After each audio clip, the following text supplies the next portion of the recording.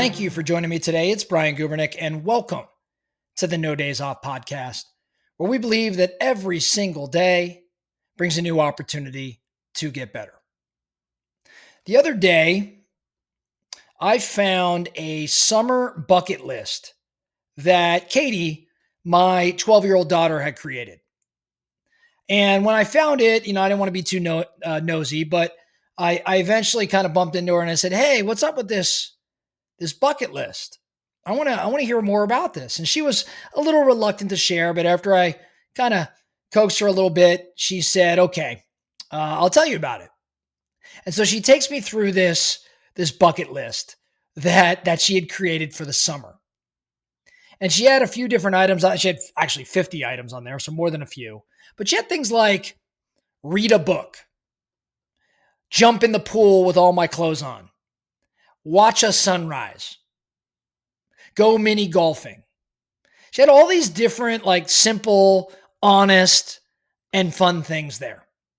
And I was kind of proud of her because I'm like, wow, I'm really glad she gave it some thought. I think she probably also logged into ChatGPT and asked it some questions. But just the simple fact that she had put together this list, and I knew that, if she works on it this summer, as I'm sure she's going to do, it's going to not only bring her some joy, but I also think it'll bring her some order versus maybe sitting around just seeing what happens during the day, as a lot of kids do during the summer. But now she has intention beyond just going to dance, which she's going to be doing.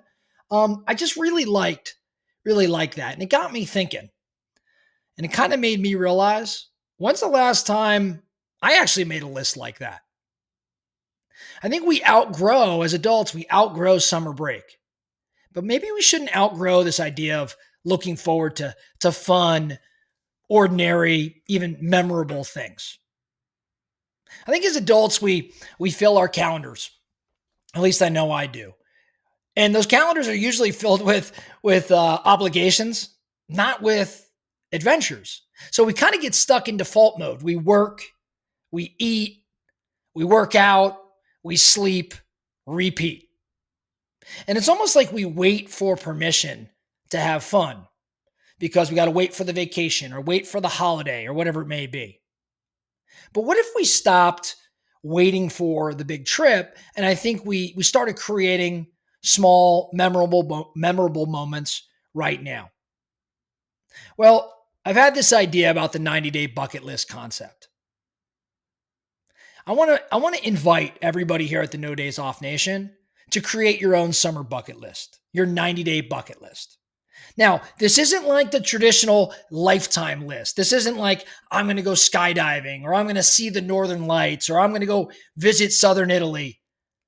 Instead, I'm just thinking about the small things you've always wanted to do, maybe locally, the things that you can actually pull off in the next 90 days. And I want you to think of it, at least as I'm thinking of it, which is as intentional joy.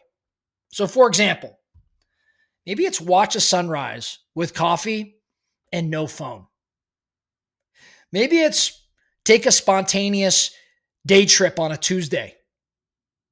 Maybe it's try a new cuisine or a new restaurant. Maybe go 24 hours without your phone or technology. Take a class for fun like pottery, improv, boxing. Write a letter to someone who's impacted your life. Revisit a childhood hobby. Watch a classic movie you've never seen.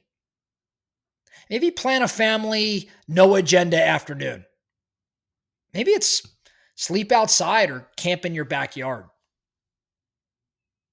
I think the list can go on and on. And it's very specific to you. But all of those things I just mentioned, and the ones probably rolling through your head right now, they could be done. They could certainly be done in the next 90 days. And there may be things that you've been thinking about, but you haven't actually committed to. Hence why I'm challenging you to create the 90-day bucket list, and I'll be doing the same. I think with respect to this bucket list, you got to mix it up a bit. Maybe it's one solo activity, one with a partner, one with the kids, one that stretches you. Like, I want mine to be pretty diverse. And as I'm working on it right now, I'm trying to create that diversity, but maybe just something to think around. I think this really matters, though.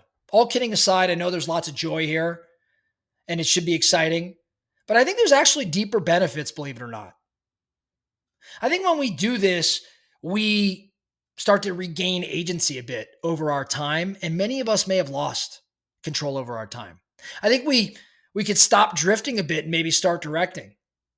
I also think we could create more stories, or at least stories that are worth telling, and not just tasks to check off like we oftentimes do.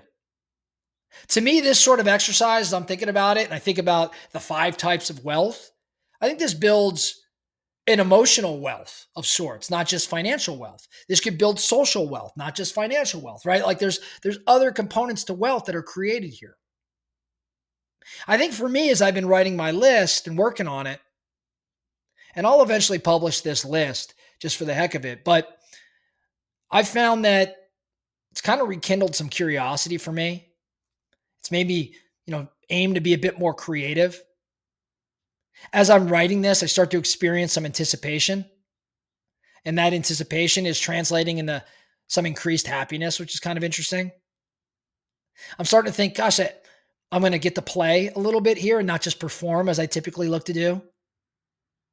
I'm actually feeling, as I'm looking at this, maybe an opportunity to create a bit more presence, which is a shift in focus from my daily, focus on productivity. And lastly, I think that, I think I'm going to strengthen some relationships potentially. And that'll be a really interesting opportunity. So here's my thoughts in terms of how to create your list, right? That you need to make easy, and you need to make this process actionable so you do it. So here's how I'm thinking about creating the 90-day list. Here's how I started doing it. And I want to, just put that out to you. I'm sure you can figure out a great way to do it as well. But for me, I set a timer. I gave myself 15 minutes with no distractions and just started writing down different thoughts that I had. I aimed to kind of write down 15 things that would bring me joy and variety and meaning. And I kept reminding myself this has to be doable in the next 90 days. So I wrote down 15 things. Then I took those things, I plugged them into Chat GPT. I gave Chat my idea around this bucket list and said, which of these could I build upon, as well as given this list and given kind of the themes here, knowing that I want to create more joy, variety, and meaning, what would you add? I was aiming to create a list of 50, and I'll probably pare it down to about 30. And then my intention is to pick, 1 to 2 or even 3 things a week as the summer gets going and just do them. I'm not going to wait for perfect timing. I'm going to share the list with my family, my wife, the kids, probably some friends, probably the entire No Days Off Nation for some accountability. And then every few weeks, I'm going to check in and see what's left and maybe what I revise or change and what surprised me. I can't wait to do this. I really think it's going to be a blast. So my goal is, again, to create a bit more joy and more presence and just do something different. I don't think, for me, I need a plane ticket to feel alive. And that's sort of my default, to go spend money on something. I don't think that's necessarily what we need to do here. We don't need this extravagant trip or anything like that. I think we just need intention, maybe a little courage, and a reminder that fun and meaning and magic can actually exist in the next 90 days if we design for it. So my challenge to everyone here at No Days Off, create your list this week. Create your list, then go to work. Start making it happen. For many of us, hey, my kids are about to get out of school. I know some of you, your kids will be getting out of school here soon. And that's kind of when we consider summer starting. So maybe it's not starting for you like this week, but in the coming weeks, you're going to launch. So my challenge, create that list and get ready for takeoff. And if you have some kids, maybe ask them to create a list as well. You might be surprised what they teach you about joy. I was certainly surprised by reviewing Katie's list with her.